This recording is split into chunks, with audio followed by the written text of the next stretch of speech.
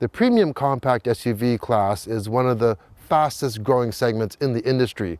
So when you come out with a new SUV in this class, it better be good.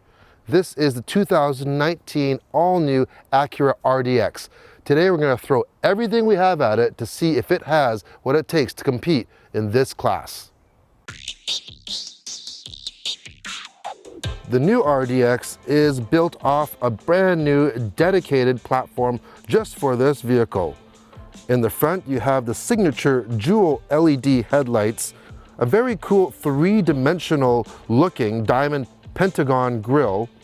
Even though they're not fully functional, I really like these crescent-shaped grills on either side of the bumper and the chrome trim as well. Standard are 19-inch wheels. There is also an A-spec model available for the RDX, and that does come with different body styling as well as 20-inch wheels. The back taillights mimic that crescent shape from those front grills. The overall shape of this RDX is long, and it's not extremely high like some other SUVs. Believe it or not, the length and wheelbase of this RDX are almost the same as their original first generation Acura MDX. So this little RDX has grown up. This RDX is equipped with a gesture controlled power liftgate, simple kick and up it goes. Cargo space is plentiful with 881 liters of cargo area. Here you can see a full-size stroller, no problem, it's got lots of room, and my camera bag. And if you need more room or you want to hide some things away, underneath the floor is more storage with separate compartments. Acura did a very good job of the interior of this new RDX. There's no doubt this is a premium upscale luxury vehicle. Starting right when you sit in here, you have a very nice multi-function steering wheel. You have some paddle shifters, but you have a 7-inch TFT display in between the two gauges that gives you a lot of information. Now this is the Platinum Elite, so it has a few extra goodies than the regular Elite or the technology package. This gives you a color head-up display. And in the past, I haven't been a big fan of head-up displays, but they're getting so good now, not just from Acura, but other manufacturers, and this one is great. It's color, it's very, very clear, and there's so many different things that you can put onto that screen, and you can go through the menu to choose that. The overall feel and look, I really like their use of materials. You have brush trim, you have leather, of course, you have wood. It really looks the part for sure. In the center, you have your command module. This is where everything happens. Starting from the top, a 10.3-inch screen. This is also equipped with an ELS Studio stereo, which has 16 speakers and 710 watts, and it's controlled by, yeah, you get a volume knob. How cool is that? Then you go a little lower down and you have this dynamic mode button. It's a pretty big button. I really feel like this should be the volume knob, but this is the dynamic mode. We'll get to that in a little bit. And you have your transmission selector. Like a lot of new Acura products now, they've gone away with the actual stick shifter, so you have a button shifter. Not a fan of it, but I am getting used to it after driving more and more Honda and Acura products.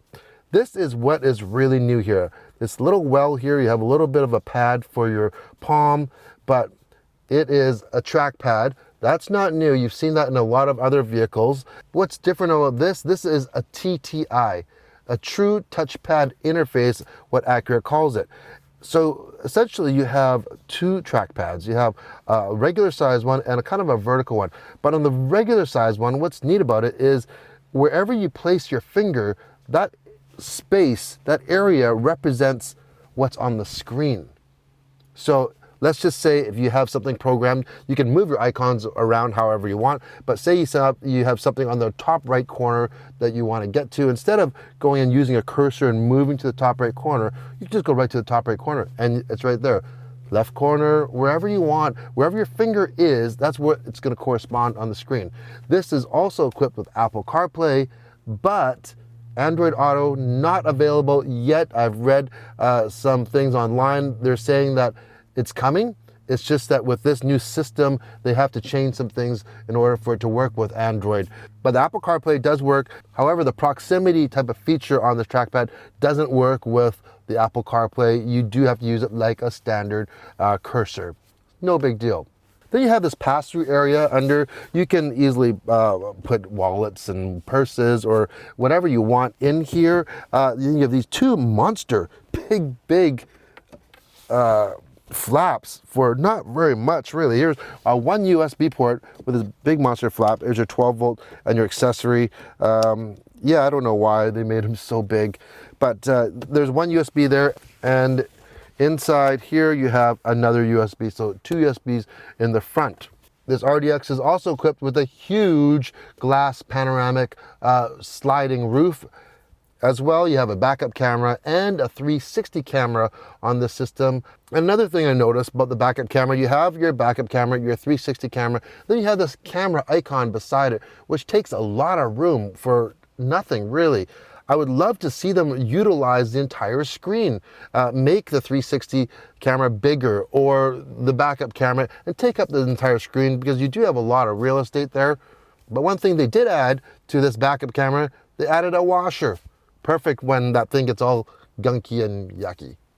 In the back, as you can see, we have one little one, two little ones beside me with their car seats.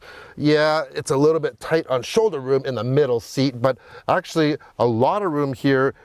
Knees aren't touching the seat back whatsoever. Lots of headroom, tons of headroom. You also have, on this model, you have heated rear seats and two other USBs. One other thing to note, the floor in the back is practically flat, so that's a really nice thing if you happen to have to sit in the middle like me. Okay, off we go.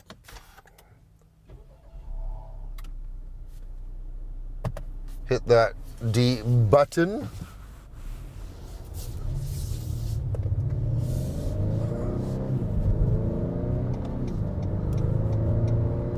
What you're hearing under that hood is a 2-liter direct injected turbo 4-cylinder engine, 272 horsepower and 280 foot-pounds of torque. The first thing that you notice though is the torque. It comes on very early, 1600 RPM, and it really makes it very usable for everyday driving. That is matched to a 10-speed automatic transmission. The nice thing that I like about that is with 10 gears, you have a lot of ratios. So they're very short ratios, but it's still a regular transmission, so you do feel a little bit more engaged than, say, CVT that some other competitors have. In the center, which I thought looked like a volume knob, is the dynamic mode control knob. And let's go all the way to the left. You have snow, you have comfort. Now, under comfort, it's a little bit sluggish. It's good for being in traffic, let's just say, but most of the time I've been driving it in sport or Sport Plus. Now, talk about a big difference. Sport Plus, it doesn't just change the transmission and the steering feel, it really livens that engine up, and when you put it all together, it's a whole different animal. This Platinum Elite also comes with adaptive suspension, and you can really feel on these bumpy side roads how much more you can feel when you're driving this RDX. Of course, if you want to change your gears manually, you have paddle shifters, which, yeah, I'm not a big user of paddle shifters on an SUV.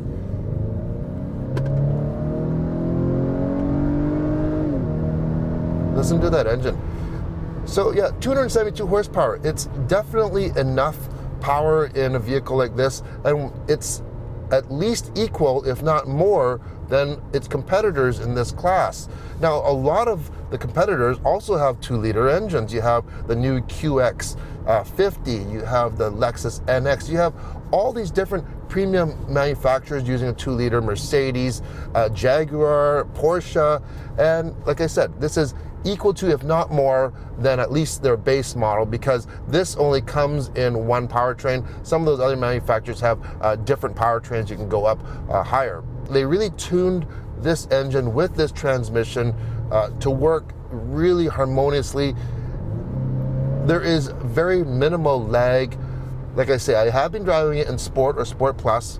Sport is a really nice compromise. It's definitely not very harsh. It's not too jerky at all.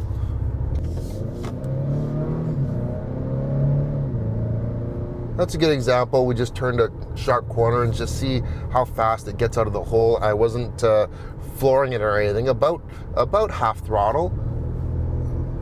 Lots of response, more than enough for what you need in a vehicle like this. The RDX is also equipped with Acura's super handling all-wheel drive, which is a torque vectoring based system, so it can use the brakes to help rotate the vehicle around. You can get up to 70% of your horsepower to the rear wheels, and 100% of that power can be directed either left or right, perfect for bad weather situations, or definitely to improve handling for sure. Safety-wise, this has the Acura Watch, basically like Honda sensing, which gives you all the driver's aids like lane keeping assist, adaptive radar cruise control, things like that. The only RDX that's missing something is the base RDX, where you don't get the blind spot detection and the rear cross traffic alert. But every other RDX gets the full package. I have to be honest with you, I am really impressed and have really enjoyed driving this RDX. I've driven a lot of the 2-liter engines out there, and this really is a gem. They've done a very good job, as I keep on saying, just because it's perfect for me. It has just the right amount of growl, but you can really feel that torque. There's minimal turbo lag. I'm really enjoying the cabin. It's comfortable, it's airy. Everything gives you a premium experience, and the price is really very, very competitive for what you're getting for this size of vehicle, for these type of premium features and these type of options. If I was to try to find something that I didn't like, maybe one small thing. Well, first of all, I'd like to see this in a hybrid. It'd be nice. But you know, a 2-liter should save you a little bit of fuel, but not when they're turbocharged. When you're into that turbo, it does eat a lot of fuel. We've driven about 300 kilometers. It's city and highway driving, and I have averaged about just under 14 liters per 100K. Not the greatest for a 2-liter engine, but they're pretty well all like that as soon as you hit that turbo. I remember driving the very first generation RDX when it first came out, and that one compared to this, it's more extreme than night and day. With this new platform, it gives it such a good foundation. Of course, it's stiffer, it's stronger. You get a longer wheelbase. The ride it's very, very sophisticated for this car. So the question was, can this RDX compete in the uber ultra competitive premium SUV class? Short answer, absolutely. Acura did an amazing job on it. It looks great, it feels great, it's comfortable, and the drivetrain, I think they matched everything perfectly. It's not just about horsepower, it's the horsepower matched to the transmission and tuning it for all uses. They really did their homework on this. So not only do I think this can compete with the competitors, I think this could be one of the leaders in the class. If you liked the video, hit the thumbs up, and if you want to see more everyday reviews, hit the subscribe button. Thanks for watching.